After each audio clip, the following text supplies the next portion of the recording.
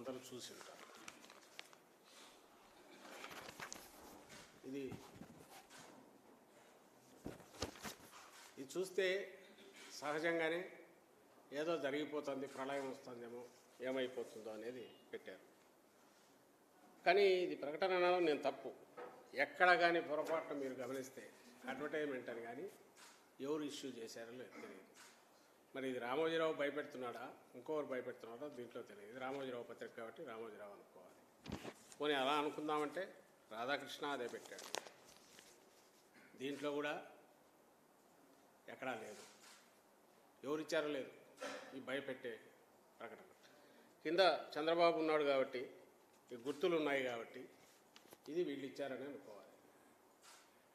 ఏం రాశారంటే దీంట్లో, మీ భూమి మీది కాదు, ల్యాండ్ టైటిలింగ్ చట్టంతో జరగబోయేది ఇదే, జగన్ దుర్మార్గ చట్టంతో కింద కొన్ని, మళ్ళీ బాబుని రప్పిద్దామని అన్నారు.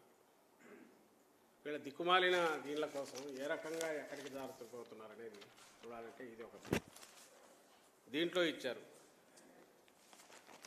ఇది జనరల్ పత్రిక ప్రకటన. ఎక్కడ కానీ ఎవరు ఇచ్చారో లేదు, అడ్వర్టైజ్మెంట్ అనేది లేదు. ఒక్క ఈ పత్రికలో మాత్రమే వాళ్ళ పాలసీ అనుకుంటా అడ్వర్టైజ్మెంట్ అని ఉంది, రాశారు. ఇష్యూడ్ బై తెలుగుదేశం పార్టీ అని ఇక్కడ ఉన్నారు. అంటే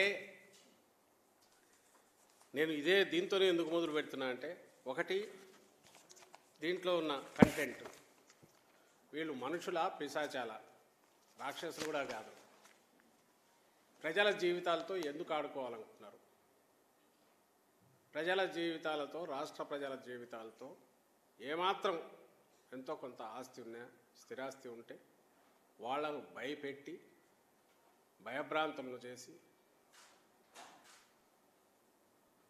వాళ్ళు అనుకున్న రకంగా ఏదో సాధించాలనే దాంతో, ఆ దుగ్ధతో ఇలా చేసినారని ఇక్కడ అర్థమవుతుంది. మీకే గమనిస్తున్నారు, తోడేళ్ళు పైనంతా, కిందేమో కూటమి అధికారంలోకి రాగానే ల్యాండ్ టైటిలింగ్ యాక్ట్ చట్టం రద్దు, కింద చంద్రబాబు ఫోటో. వీళ్లకు సిగ్గు శరము ఉంటే, వీళ్ళు నిజంగా ఇది ఒక రాజకీయ పార్టీ అయితే ఇదే పద్ధతి ప్రజల్లోకి వెళ్ళడం. ల్యాండ్ టైటిలింగ్ యాక్ట్ అనేది ఏదైతే ఇప్పుడు వీళ్ళు అన్నట్టు నిజంగా రద్దు చేసేదైతే, ఈ ల్యాండ్ టైటిలింగ్ యాక్ట్ బిల్లు పెడుతున్నప్పుడు ఎందుకు దాన్ని తెలుగుదేశం పార్టీ సపోర్ట్ చేసింది? అది కాస్ట్ ఆఫ్ రిపిటేషన్.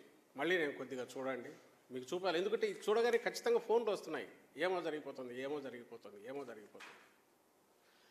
దీనికి శిక్ష ఏమేయాలని కూడా ప్రజలు ఆలోచించాలి. ఇంతటి అబద్ధాలు, ఇంతటి పైశాచికత్వంతో అడ్డగోలుగా అబద్ధాలు, విషప్రచారం, భయాందోళనకు గురి చేసి భయభ్రాంతులను చేసే దానికి దిగజారితే, అది కూడా మళ్ళీ ఒక అడ్వర్టైజ్మెంట్ అని రాసుకోవడం కూడా లేదు. ఇది నైతికంగా ఇంకో రకంగా అంత, అది చాలా పెద్ద మాట. వీ కాంట్ ఎక్స్పెక్ట్ ఇలాంటి దిగజారుడు బురదగుంటలో లేదా సెప్టిక్ ట్యాంక్లో పడి దొర్లుకునే చంద్రబాబు నాయుడు కానీ, ఆ ముఠా కానీ, వాళ్ళకి అంత అదేదో పెద్ద ఉదాత్తమైన మాటలో హితవు చెప్పడం అనేది పనికొచ్చేది కాదని దీనిని చూస్తే అర్థమవుతుంది. ఎందుకంటే వాడి ఆలోచనలే పిశాచాలకు వచ్చేటివి, ఆలోచనలే సెప్టిక్ ట్యాంక్లో బతికే జీవులకు వచ్చేవి. సివిలైజ్డ్ దీంట్లో ఉండేవైతే ఎవడన్నా ఇట్లా ఇస్తాడండి?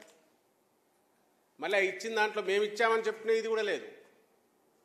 ఎందుకంటే ప్రజలను మిస్లీడ్ చేయడమే